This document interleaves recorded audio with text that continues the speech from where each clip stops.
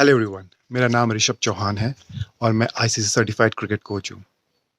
कुछ टाइम पहले मैंने वीडियोस अपने सोशल साइट्स में डाली थी ताकि काफ़ी एथलीट और स्टूडेंट उसको देख लें और उसके साथ वो उस चीज़ों से सीखें।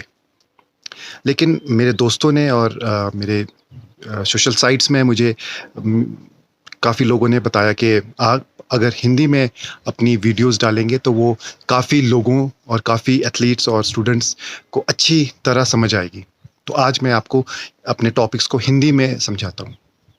सबसे पहले जो हमारा टॉपिक था वो फ़िटनेस का था। मेरा उद्देश्य इस टॉपिक को बताने का सिर्फ़ ज्ञान को बाँटने के लिए और इसके अलावा कुछ नहीं। फ़िटनेस होती क्या है?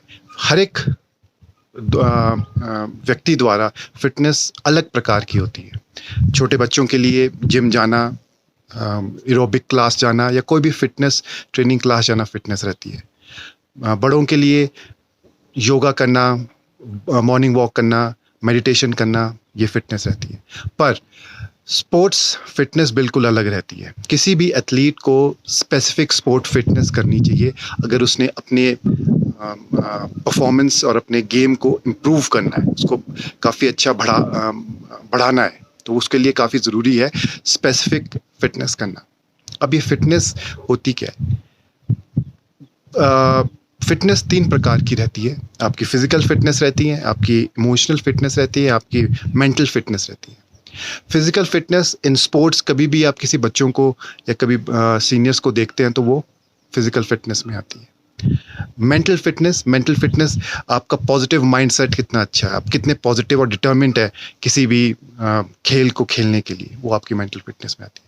इमोशनल फ़िटनेस काफ़ी कम बताया गया है। इमोशनल फ़िटनेस आपका इंटरनल भी रहता है, आपका एक्सटर्नल भी रहता है। इंटरनल आपके फैमिली प्रेशर्स रह गए और एक्सटर्नल आपका कभी आप गेम में आपको दूसरी टीम मैच करती तो वो एक्सटर्नल इमोशनल फ़िटनेस में आते हैं।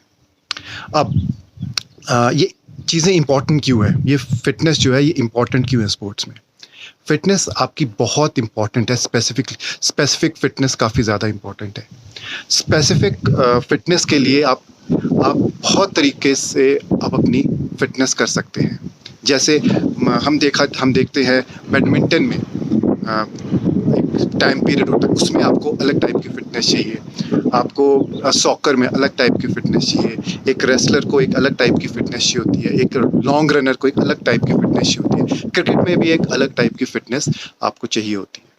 मैं क्रिकेट के बारे में आपको बताता हूँ। क्रिकेट में 3 फ़ॉर्मेट रहते हैं, टी20, वनडे और टेस्ट मैच। आपको कभी भी कोई बैट्समैन अगर खेलने जाता है किसी मैच के दौरान, तब वो चाहता है कि वो ज़्यादा देर तक अंदर रहे और अपनी टीम को जिताए या मैक्सिमम रन स्कोर करे। वैसे ही आप बॉलर्स को आप देख सकते हैं जिनका काम सबसे ज़्यादा मुश्किलात भरा होता है, क्योंकि उनकी काफ़ी लेवल ऑफ फिटनेस काफ़ी हाई चाहिए होती है। अगर उनकी फिटनेस लो रहे तो उनका इनएक्यूरेट बॉलिंग एक्शन, ख़राब एक्शन हो जाता है। वैसे ही फील्डर्स को काफ़ी ज़्यादा फिटनेस चाहिए होती है, क्योंकि जब वो फील्ड करेंगे तो उनको फोकस और कंसंट्रेशन चाहिए होती है ताकि वो रन आउट या एक कैच ले सके।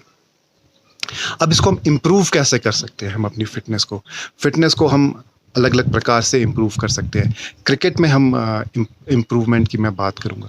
अगर आप फिज़िकल फिटनेस में जाए, फिज़िकल फिटनेस में आपका स्ट्रेंथ आता है, आपका इंड्योरेंस आता है, आपका स्पीड आता है, आपका फ्लेक्सिबिलिटी आता है और आपका एजिलिटी आता है। तो आपको इन कंपोनेंट्स को स्टेप बाय स्टेप आप इसको इम्प्रूव कर सकते हैं। मेंटल फिटनेस को हम इम्प्रूव कैसे करेंगे? मेंटल फिटनेस को आप इम्प्रूव कर सकते हैं, हम जब रेगुलर एक्सरसाइज करते हैं, कोई ट्रेनिंग करते हैं, तो हमारे जो माइंड में केमिकल एक रिलीज़ होता है जिसको एंडोर्फिन और सेरोटोनिन कहते हैं। इस रिलीज़ से जो हमारा एक पॉजिटिव माइंडसेट बनता है, जिससे हमारा मेंटल फिटनेस और ज़्यादा बढ़ती है। इमोशनल फिटनेस, मेरे सजेशन से इमोशनल फिटनेस हम किसी को हेल्प करके, किसी को खाना दे के या ऐसी चीज़ें करके हम अपनी इमोशनल फिटनेस इम्प्रूव कर सकते हैं। काफ़ी लोग मुझसे ये पूछते हैं कि फ़िटनेस का कोई एज क्राइटेरिया होता है? बिल्कुल एज क्राइटेरिया रहता है। जो छोटे बच्चे हैं, 10-11 साल से छोटे बच्चे हैं, क्रिकेट की बात करूँगा मैं, उनको आप स्किल जो आप क्रिकेट में रहते हैं, बैट पकड़ना, बॉलिंग किस तरह करवाना और फील्डिंग किस तरह करवाना, वो ज़्यादा इम्पोर्टेंट रहता है। वैसे ही अगर आप बॉलिंग करते हैं तो बॉलिंग में आपका एक्शन किस तरह से आप करा रहे हैं वो रहता है। आपका जो 11 से 16 साल के आसपास तक का जो एज रहता है, ये आपको स्किल परफॉर्मेंस को किस तरह बढ़ा सकते हैं, किस तरह आप सीखना है, किस तरह आपने ड्राइव सीखना है, किस तरह आपने बॉलिंग को एक राइट एंगल और एक टारगेट में भेजनी है, और आपने फील्डिंग में आप किस तरह आप डाइव कैच करना है, आपको रन आउट करना है, वो आप इसमें सीख सकते हैं इस एज क्राइटेरिया में। उसके बाद जो सीनियर लेवल का अबव 18, 19 और अबव रहता है, उनका तो एक मेंटल और इमोशनल फिटनेस काफ़ी ज़्यादा रहनी चाहिए। ज़्यादातर फिटनेस उनकी इन 2 चीज़ों में रहनी चाहिए, क्योंकि इससे छोटे एज में तो उन्हें सारा ये स्पीड, स्ट्रेंथ और फ्लेक्सिबिलिटी का काम बहुत अच्छी तरह कर सकते हैं। ये तो साथ में करना ही, बट मेंटली और इमोशनल फिटनेस काफ़ी इनका इम्प्रूव होना चाहिए, ताकि इनका रेगुलर जो परफॉर्मेंस है वो काफ़ी बढ़ती रहे और रेगुलर परफॉर्म ये अपनी गेम और स्पोर्ट्स में करते रहे। इसके साथ मैं अपना ये फिटनेस का जो चैप्टर है यहाँ पे समाप्त करता हूँ। अब हमारा जो नेक्स्ट टॉपिक है वो न्यूट्रिशन एंड डाइट है। न्यूट्रिशन एंड डाइट हमारे बहुत ही इम्पॉर्टेंट एस्पेक्ट है, क्योंकि अगर हम खाएंगे अच्छा, तभी हमारा ट्रेनिंग, हमारी परफॉर्मेंस और हमारी जो रिकवरी है वो काफ़ी अच्छी रहेगी। न्यूट्रिशन एंड डाइट हमें किस प्रकार की लेनी चाहिए? मेरे हिसाब से हमको अपने घर का जो खाना है वही खाना चाहिए। जैसे भारत एक बहुत ही विशाल देश है। यहाँ पे साउथ से, नॉर्थ से, वेस्ट से, ईस्ट से और सेंटर इंडिया से जो लोग हैं, उनका कल्चरल फूड है वो उनको खाना चाहिए। वो सबसे ज़्यादा पौष्टिक और सबसे ज़्यादा एनर्जी किसी भी स्पोर्ट्स पर्सन, किसी एथलीट को देगा, तो आप उसको मत छोड़ना। अगर हम देखें फिटनेस हमारा कितना रोल प्ले करता है हमारी गेम परफॉर्मेंस, तो मैं कहूँगा कि 25 to 30% के आसपास हमारा रोल प्ले करता है। और यही चीज़ अगर मैं न्यूट्रिशन अपने खाने को लूँगा, तो वो कम से कम 65 to 70% तक हमारे गेम को अच्छा बनाता है। तो देख सकते हैं आप कितना प्रतिशत, 70% तक हमारा, अगर हम अच्छा खाना खाएंगे, हेल्दी खाना खाएंगे, तो हम काफ़ी ज़्यादा इम्प्रूव कर सकते हैं, हमारे को स्ट्रेंथ मिल सकती है और हमारा रिकवरी भी उसी हिसाब से अच्छा हो सकता है।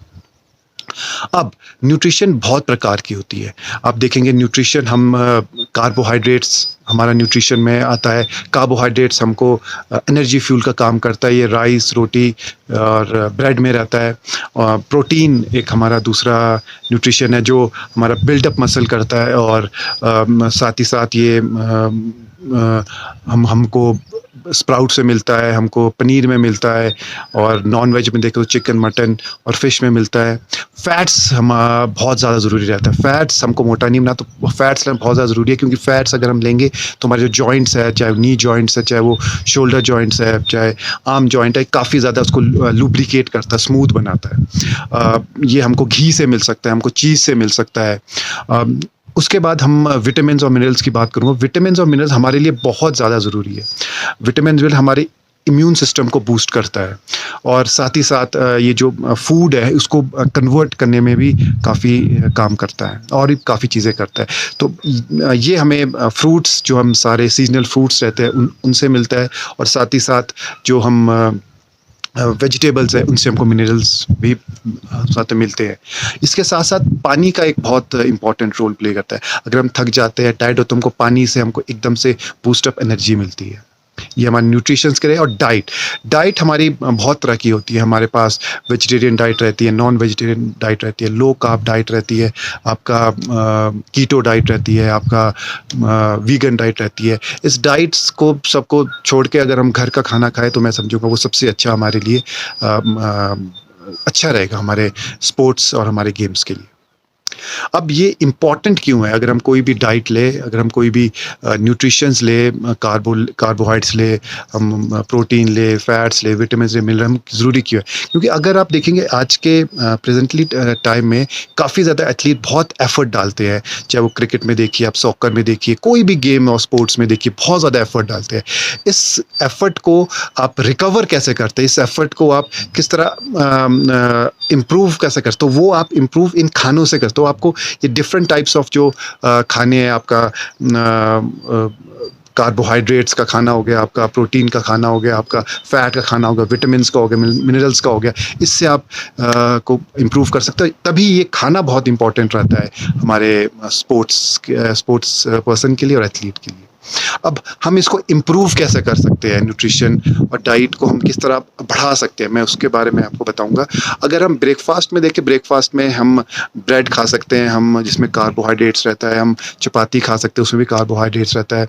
अगर हम इसके साथ हम नॉन वेज तो हम एग ले सकते हैं, इसमें प्रोटीन रहता है। हम स्प्राउट ले सकते हैं या पनीर ले सकते हैं, इसमें प्रोटीन रहता है। इसी के साथ साथ हम फ्रूट्स कोई ले सकते हैं, वेजिटेबल ले सकते हैं, इसमें हमारा विटामिन और मिनरल्स हमारा इंक्लूडेड है। इसके साथ साथ अगर हम लंच में देखें, हम दाल ले सकते हैं, हम चावल ले सकते हैं। दाल में हमारा प्रोटीन हो गया, चावल में हमारा कार्बोहाइड्रेट्स हो गया। इस साथ हम कोई फ्रूट ले सकते हैं जिसमें हमारा विटामिन और मिनरल्स हो गए। और हम वेजिटेबल रहे इसके साथ, तो हम इसको पूरा कंप्लीट कर लेते हैं फॉर्मेट को। साथ साथ अगर हम पानी ले, तो पानी भी हमारा एक इंक्लूडेड, जो हम डे टू डे हमको मील्स के बीच में और मील्स के दौरान हम ले सकते हैं, जो कि हमको काफ़ी लाभदायक रहेगा। तो ये मैंने आपको ब्रेकफास्ट, लंच और डिनर भी आप इसी प्रकार का कर सकते हैं। अब बहुत ज़्यादा इम्पॉर्टेंट है, जैसे काफ़ी लोग पूछते हैं मुझसे कि हम सप्लीमेंट्स कौन सा लें, हम कौन सा यूज़ करें। सबसे पहले बताऊंगा, सप्लीमेंट्स तो स्पोर्ट्स पर्सन को, यंग स्पोर्ट्स पर्सन स्पेशली को नहीं लेना चाहिए। सप्लीमेंट्स आपके काम आते हैं जब किसी न्यूट्रिशन की आपकी डेफिशिएंसी होती है, तो आपको ये नहीं पता कि किस चीज़ की आपको डेफिशिएंसी है, तो आप सप्लीमेंट्स नहीं ले सकते हैं। सप्लीमेंट्स आप सिर्फ रिकमेंडेशन, स्पोर्ट्स न्यूट्रिलिस्ट डॉक्टर की रिकमेंडेशन के द्वारा ही आप लें। बाकी किसी की ना सुने आप, ना अपनी, ना अपने किसी फ्रेंड्स की कि आप ये न्यूट्रिशन लो, क्योंकि ये आपको बहुत ज़्यादा हैम्पर करता है। अगर आपने गलत न्यूट्रिशन ले लिया, आपने कोई गलत सप्लीमेंट ले लिया, वो आपको आपका परफॉर्मेंस और आपकी ट्रेनिंग सेशन को बहुत हैम्पर करती है। तो avoid, majorly avoid this supplement, और सप्लीमेंट्स ज़्यादा ना लीजिए, ये मेरा सजेशन रहेगा। इसके साथ साथ स्लीप काफ़ी इम्पॉर्टेंट है। जो सबसे ज़्यादा रिकवरी आपका ट्रेनिंग सेशन में, या आपको इंजरी के बाद, या इंजरी को अवॉइड करने के लिए आपको स्लीप बहुत ज़्यादा ज़रूरी रहती है। तो आप स्लीप एडिक्वेट लीजिए, आप मैक्सिमम स्लीप सोएं, ताकि आपको काफ़ी अच्छी आपकी रिकवरी हो और आप नेक्स्ट ट्रेनिंग सेशन के लिए आप बिल्कुल तैयार रहें। इसके साथ साथ मैं कहूँगा, जंक फूड जो आजकल के बच्चे काफ़ी खाते हैं, जंक फूड को टोटली अवॉइड कीजिए।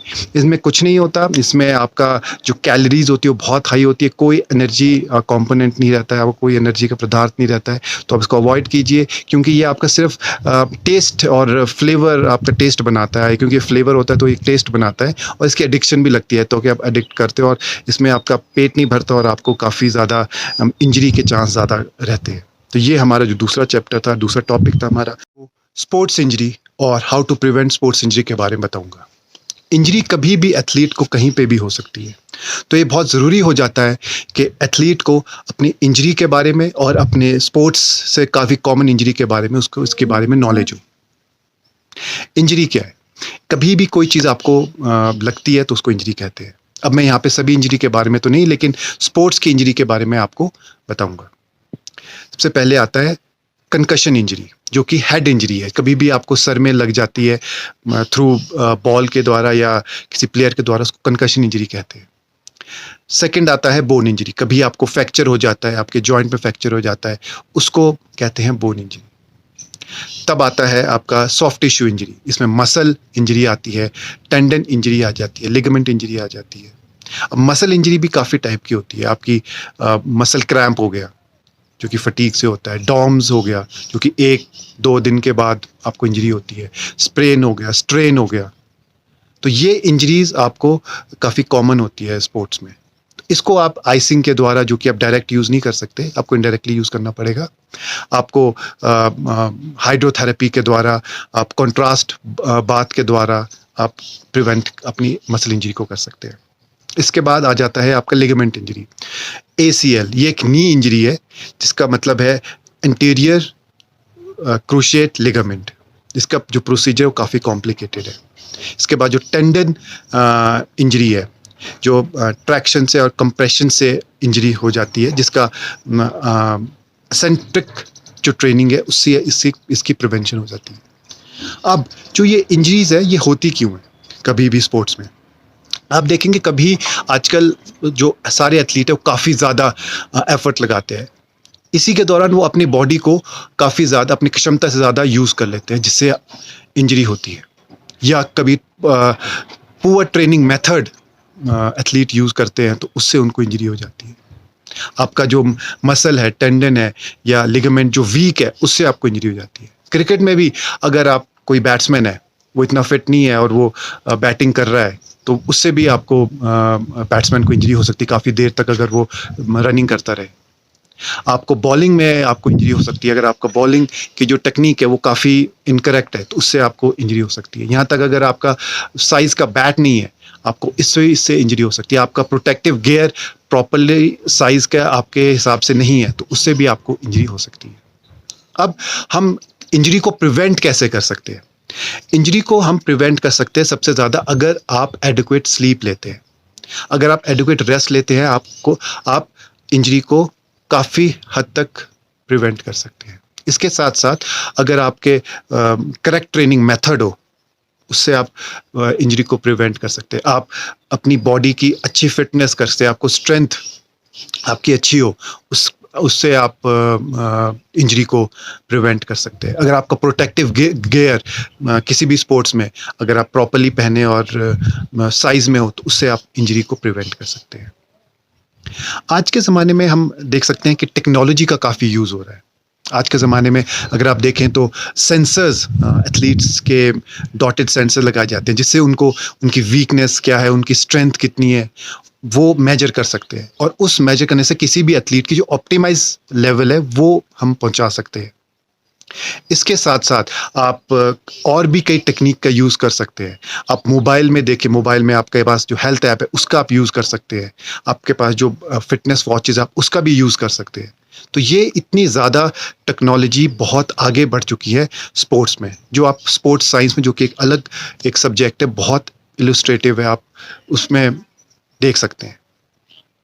एंड में मैं कहूँगा कि ये मैंने सब्जेक्ट्स टॉपिक्स लिए हैं, ये बहुत ज़्यादा डिटेल में है।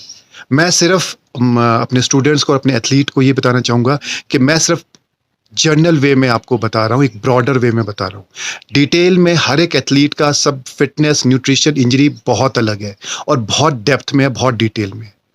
तो मैं चाहूँगा कि आप अपना ख़्याल रखें, अपना न्यूट्रिशन, अपना फिटनेस और अपनी इंजरी के बारे में आप नॉलेज रखें